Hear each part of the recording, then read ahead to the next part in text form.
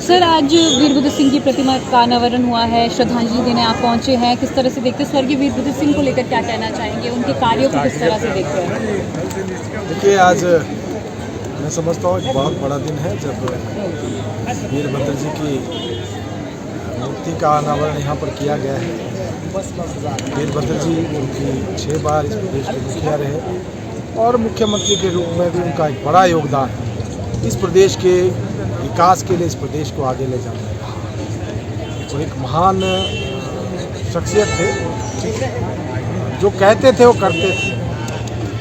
मुझे याद है, मैं भी उनके साथ 5 साल मुझे विधायक के रूप में, 5 क्या मैं कह सकता हूँ 6.5 साल विधायक के रूप में उनके साथ काम करने का अवसर मिला। और उनका जो कार्यकाल 5 साल जब मुख्यमंत्री के रूप में, और उस समय उन्होंने जो निर्णय लिए वो ऐसे निर्णय थे कि जिसको मैं कह सकता हूँ पत्थर की तरह। उन्होंने एक बार विधानसभा में कहा कि हिमाचल प्रदेश में स्कूलों को शिक्षा को लेकर बात कि अगर एक बच्चे के लिए भी स्कूल खोलना पड़ेगा तो उसके लिए भी स्कूल। तो इस प्रकार के महान व्यक्तित्व थे और मैं समझता हूँ प्रदेश के लिए उनका बहुत बड़ा योगदान रहा और सभी प्रदेशवासियों के लिए मैं समझता हूँ आज का दिन बड़ा दिन है। पिछले दिनों शिमला में भी उनकी प्रतिमा का अनावरण किया गया और भव्य प्रतिमा लगाई गई और आज यहाँ रोहडू में उसका अनावरण किया गया। मेरे लिए भी सौभाग्य की बात है, मैं भी आज रोहडू में था और मुझे भी पुष्प समर्पित करने का मौका मिला। मैं फिर से आज उनको नमन करता हूँ, उनको श्रद्धांजलि देता हूँ और मैं समझता हूँ कि जिस प्रकार से उनकी जो कार्यशैली रही आज प्रदेश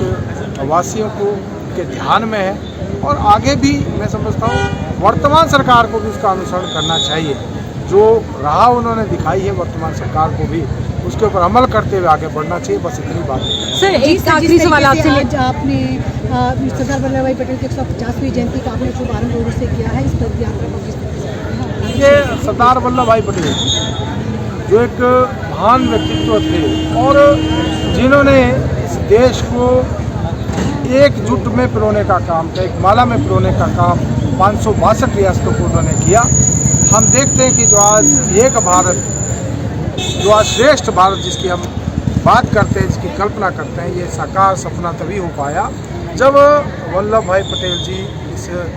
देश के नेता के रूप में, एक उप प्रधानमंत्री के रूप में, गृह मंत्री के रूप में जो कार्य उन्होंने किया उसका ही नतीजा है। उन्होंने जिस प्रकार से 562 रियासतों का एकीकरण किया और हम जब आज भारत माता की बात करते हैं, जो हम एकजुटता देखते हैं, ये अगर आज देश के रूप में अगर देखते हैं भारत को, तो ये तभी है जब सरदार वल्लभ भाई पटेल जी का बहुत बड़ा योगदान इसमें रहा। इसके साथ साथ मुझे इस बात की भी आज खुशी है कि जहाँ इस देश को एकजुट करने का काम, इस देश के एकीकरण का काम, इस देश को मानचित्र के ऊपर एक देश के रूप में सभी रियासतों को इकट्ठा मिलाने का काम सरदार वल्लभ भाई पटेल जी ने किया। इस देश को आगे बढ़ाने का काम आज देश के यशस्वी प्रधानमंत्री श्री नरेंद्र मोदी जी कर रहे हैं। जब आज उनके नेतृत्व में देश हमारा तेज गति से आगे बढ़ रहा है, हम चौथी सबसे बड़ी अर्थव्यवस्था बने हैं और सबसे तेज गति से आगे बढ़ने वाली अर्थव्यवस्था के रूप में आज विश्व मानचित्र के ऊपर हमारा देश आगे बढ़ा है। एक समस्या जम्मू कश्मीर की जो उस समय जब देश का एकीकरण हुआ, जब सभी रियासतों को मिलाया गया, बाकी रियासतों की जिम्मेदारी 562 श्री वल्लभ भाई पटेल जी ने इस काम को किया। उसके बाद जूनागढ़ और जो हैदराबाद की रियासत उसको भी मिला लिया गया, लेकिन जम्मू कश्मीर जो समस्या वहाँ की रह गई थी इस देश में, उसको धारा 370 समाप्त करके देश के यशस्वी प्रधानमंत्री नरेंद्र मोदी जी ने उस काम को पूरा किया और आज जम्मू कश्मीर भी भारत का अभिन्न अंग है और वहाँ के लोगों को भी उसी प्रकार से आज सभी उन योजनाओं का भी लाभ मिल रहा है जो देश के अन्य नागरिकों को मिल रहा है। तो मैं समझता हूँ इस उपलक्ष्य में देश भर में इस प्रकार की पदयात्रा, जिसमें जहाँ विभिन्न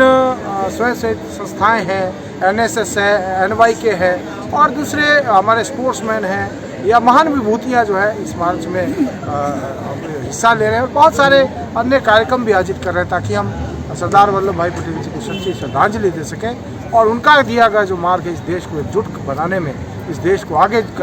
ले जाने में, एकजुट रखने में उनकी जो भूमिका रही और आज प्रधानमंत्री जिस प्रकार से इस देश को विकसित राष्ट्र बनाने का जो सपना लेकर चले हैं, उस सब में देश के सभी नागरिकों का योगदान हो, इस बात को सुनिश्चित करने के लिए इस प्रकार के